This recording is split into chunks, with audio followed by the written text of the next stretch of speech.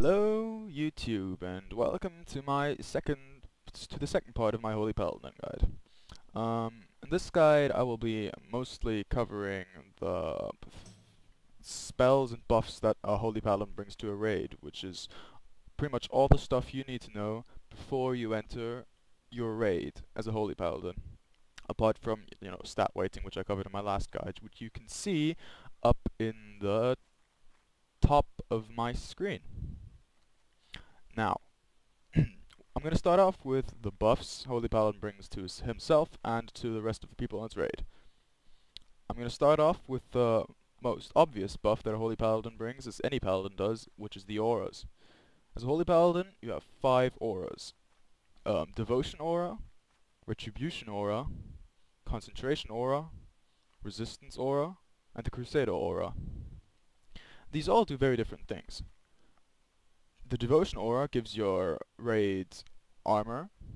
Retribution aura makes it so that if anybody in your raid gets attacked, he also takes damage. Or the attacking person also takes damage. So, for instance, if Ragnaros hits my tank and I've got Retribution aura up, Ragnaros also takes damage. It's only small, but it's still considerable. Concentration aura reduces the pushback you suffer from casting when you are hit by a spell.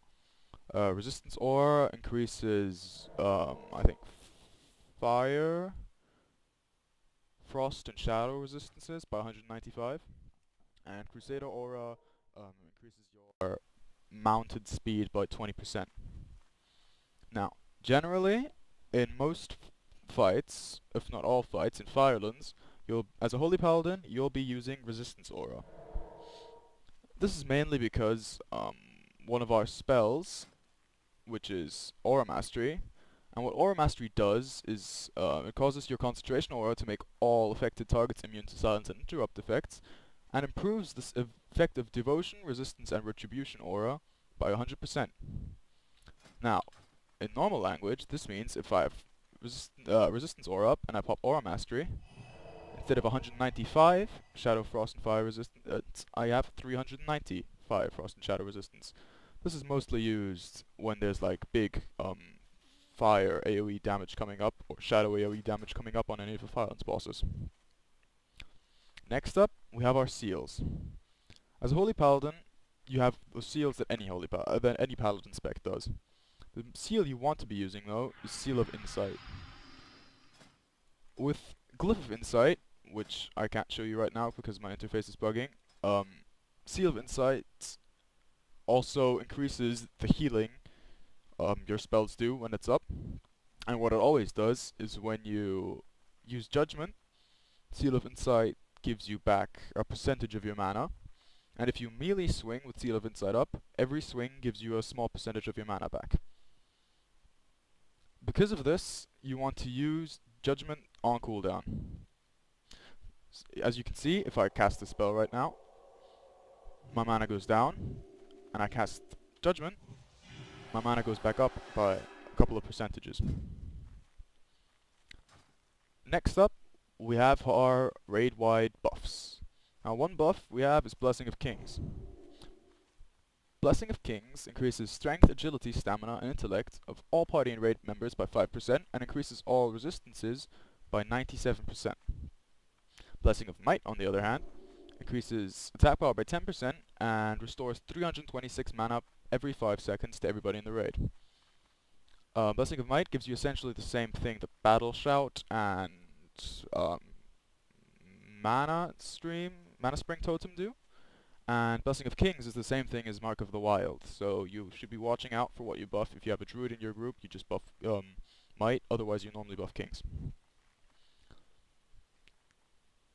Next up, we have our more personal buffs, which are only for increasing our own throughput, or reducing damage. We've got Divine Protection, which as Holy gives you a little sprint and decreases the damage you take by 20% for 6 seconds.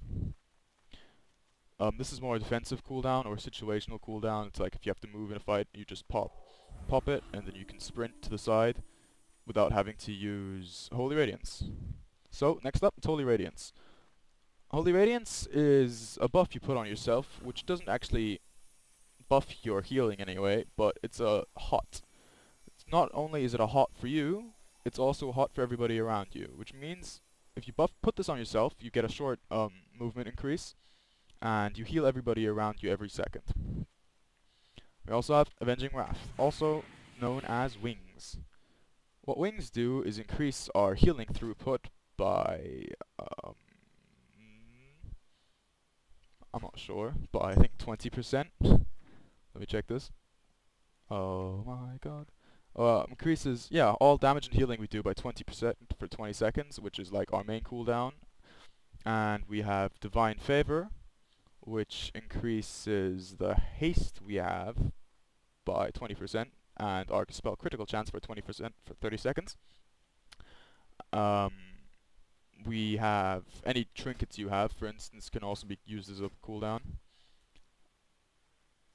And we have Guardian of the Ancient Kings. Now, Guardian of the Ancient Kings is often referred to as a pretty useless spell in most of the encounters. What I normally do is, it's very good for spot healing, and it's very good for having a bit of extra AoE healing.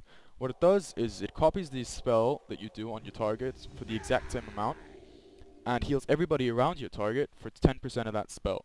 So if I heal myself, and I heal myself for 27k, he also heals me for 27k, and then heals me and everybody around me for 2.7k. He does this for 5 casts you do, or until he runs out, which is after 20 seconds, I think. Now, one of our other important buffs is Beacon of Light. What Beacon of Light does is you beacon a target, and then if you heal a different target, for instance if I beacon the tank in a 5-man and heal myself, he gets healed for 50% of my heal. This counts for Holy Shock, Divine Light, Flash of Light, and Holy Light. It's just that Holy Light doesn't heal the beacon for 50%, but for 100% of the healing done. So if I beacon my tank in an instance and I heal myself for 10,000 with Holy Light, he also gets healed for 10,000. However, if I beacon him and I heal myself for 25k with Divine Light, he gets healed for 10.25k.